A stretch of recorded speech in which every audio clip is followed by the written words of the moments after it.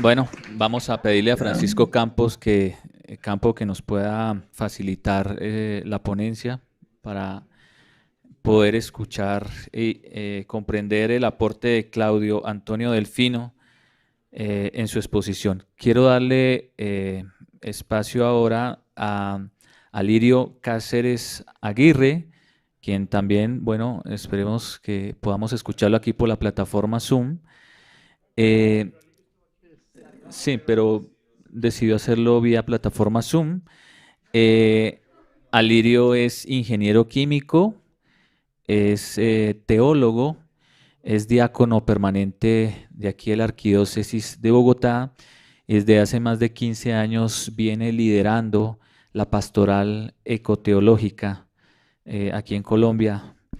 Él nos va a acompañar o nos va a compartir su ponencia titulada Planificación Pastoral en la Casa Común, pistas para implementar la ecología integral en los territorios.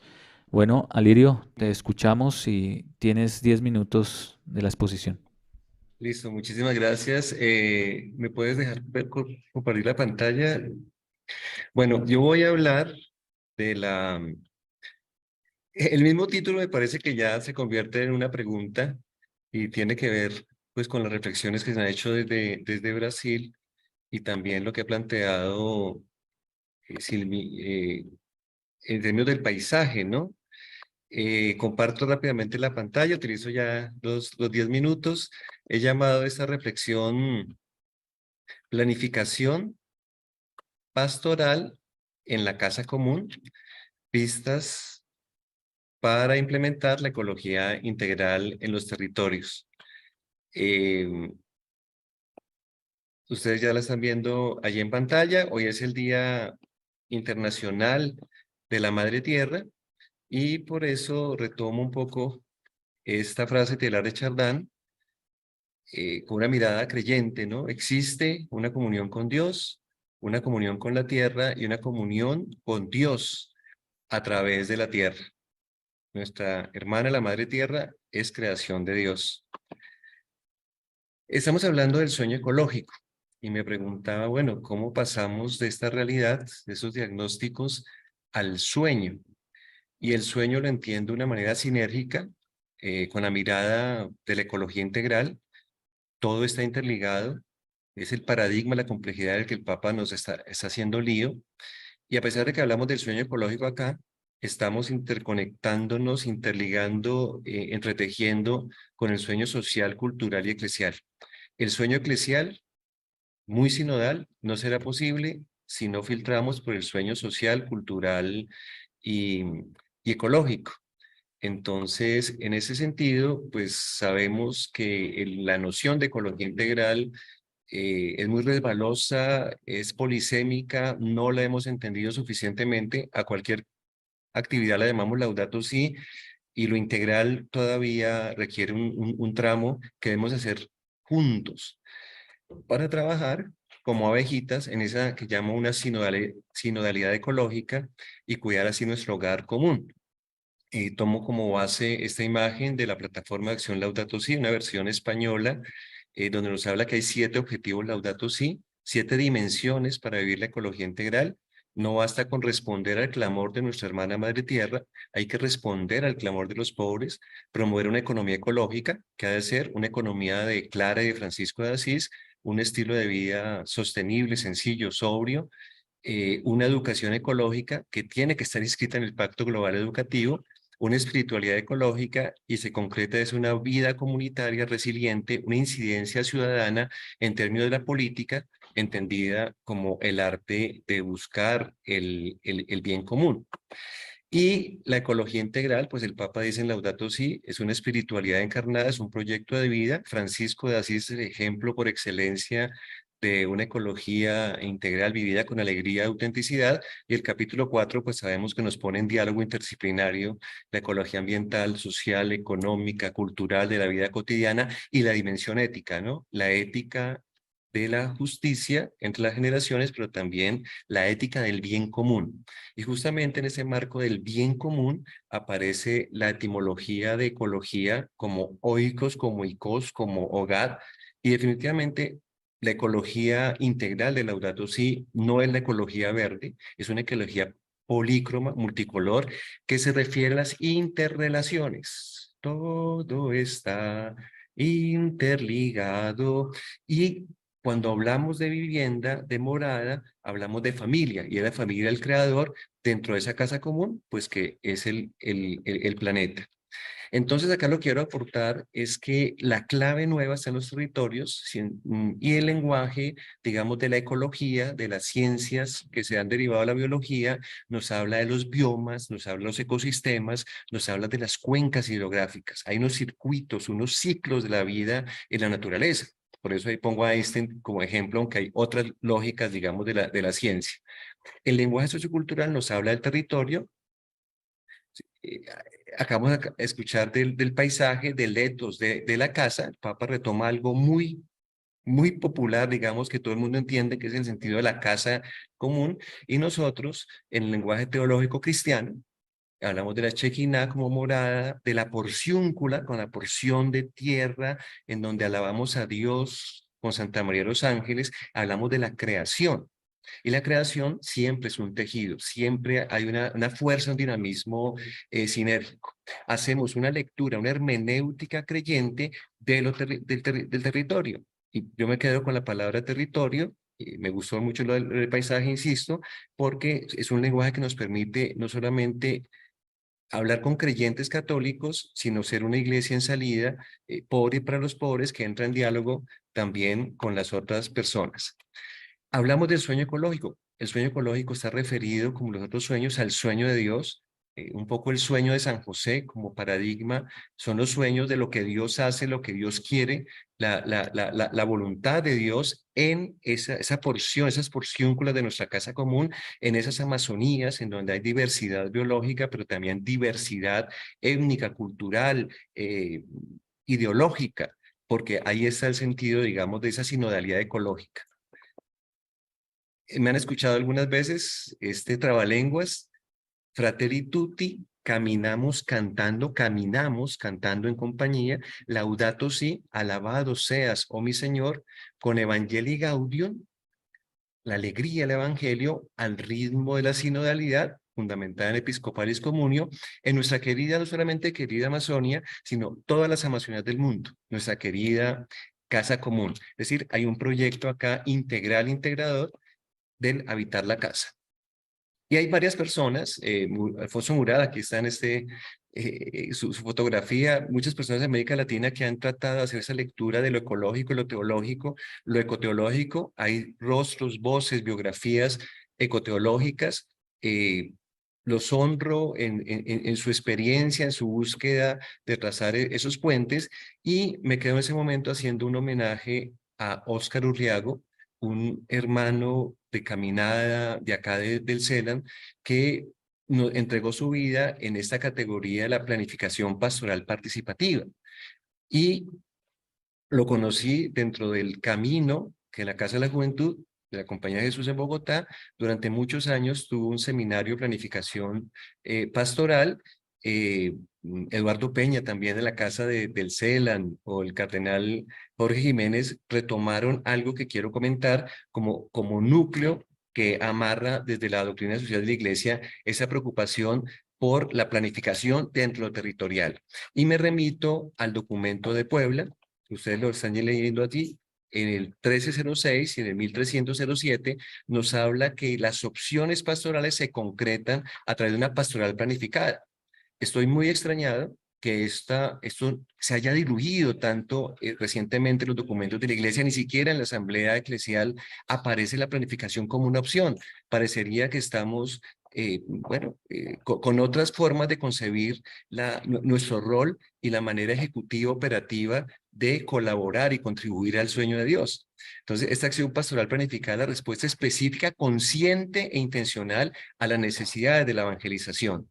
Es decir, todo lo que hacemos, todas las acciones ecológicas, del cuidado, digamos, del planeta, tienen que estar en función de la vida, la casa común, de la vida, la familia de Dios, y por tanto tiene un núcleo evangelizador que pues es innegociable desde el punto de vista de discípulos misioneros del evangelio de la vida y por lo tanto custodios de la creación. Haciendo referencia a ello, entonces acá hay un juego, retomo, digamos, la realidad y el puente hacia el sueño, desde esta mirada integral integradora, sabemos, y trato de ponerla acá en espiral, nuestro método teológico pastoral es ver, juzgar, actuar, siempre celebrar, ¿sí? Ver, juzgar, actuar. El seminario de planificación pastoral que inspiró Jesús Andrés Vela y acompañó a los obispos allí en Puebla en 1979, lo que hizo fue tomar un momento de percepción, luego analizar lo percibido y responder con la planificación, hasta llegar, y yo diría con estos verbos un poco más sinodales, a un proceso de escuchar, discernir y responder. En cualquiera de los casos, esa espiral tiene que darse, pero en lo concreto del territorio. Y cuando hablo del territorio, es las diferentes narrativas que hay sobre ese habitar, esa porción de la casa, pero también el significado cultural, el significado sagrado, la trascendencia, el gran para qué de habitar ese espacio común. Por tanto, pues toda la doctrina social de la Iglesia es muy rica y nos plantea, digamos, el tema del desarrollo, el buen vivir, la plenitud, la vida buena y desbordante que el buen pastor nos ofrece.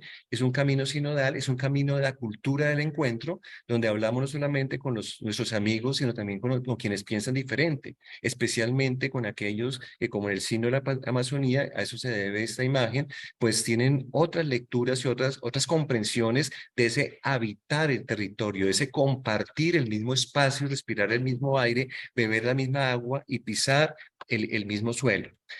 Y eso surge con unas apuestas pedagógicas para aprender a hacer ese circuito, ese caminar juntos, ese odos del método con ese sin odos de caminar en compañía. Hay que informar, por supuesto, redes sociales, motivación, pero ya no basta informar, tenemos que formar y formar integralmente, manos, mente, corazón. Y ya no basta formar, hay que conformar redes, alianzas, grupos, comisiones. Y no somos un club cerrado, nos reunimos. Somos organizaciones, tejemos redes, pero para transformar. Y transformar implica planificar, implica pensar intencionalmente como sujetos colectivos cómo hacemos vida ese sueño de Dios. Por tanto, y voy cerrando, la creación es el sujeto de la planificación hacia el sueño sinérgico de Dios.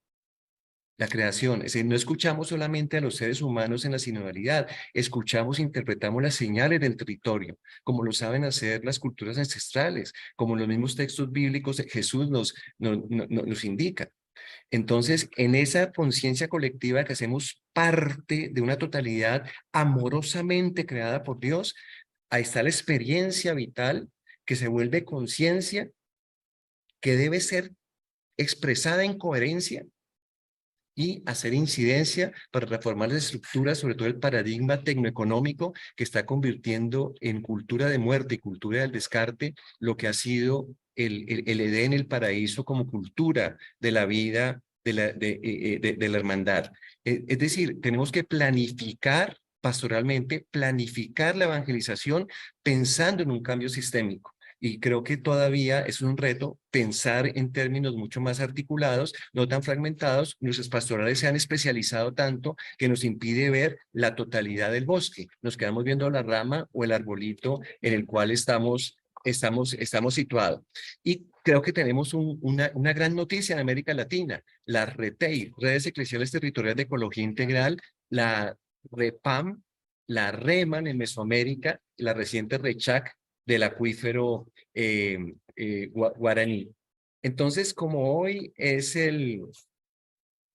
tenemos hoy pues este momento del Día Internacional de la Madre Tierra, que insisto, que es creación de Dios y que nos convoca a ese habitar, permítame utilizar este último minuto para invitar a un personaje que quiere hablarles de un mensaje que recibimos desde Uruguay hace algunos años y que sigue siendo vigente para nosotros. En ese caminar juntos, en ese ir armando ese trayecto sinodal para planificar la transformación, pues Eduardo Galeano nos recuerda, y voy a parafrasearlo, que la utopía está en el horizonte.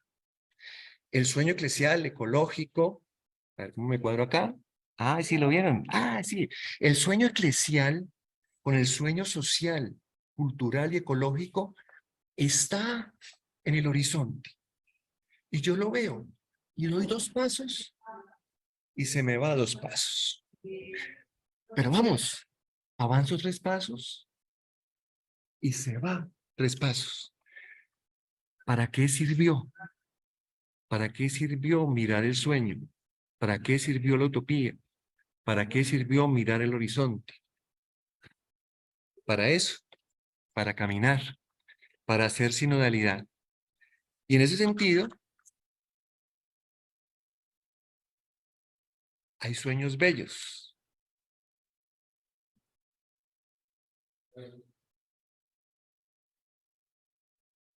Pero efímeros. ¿Qué tal si le apostamos a unos sueños que implican un vía crucis hacia un vía lucis? Porque cuando alguien sueña solo, es solo un sueño. Cuando muchos soñamos juntos, es el comienzo de una nueva realidad. Paz y bien. Muchas gracias. Bueno, Alirio, muchas gracias por compartirnos este espacio creativo que también se conecta con el arte, la experiencia artística que también tienes.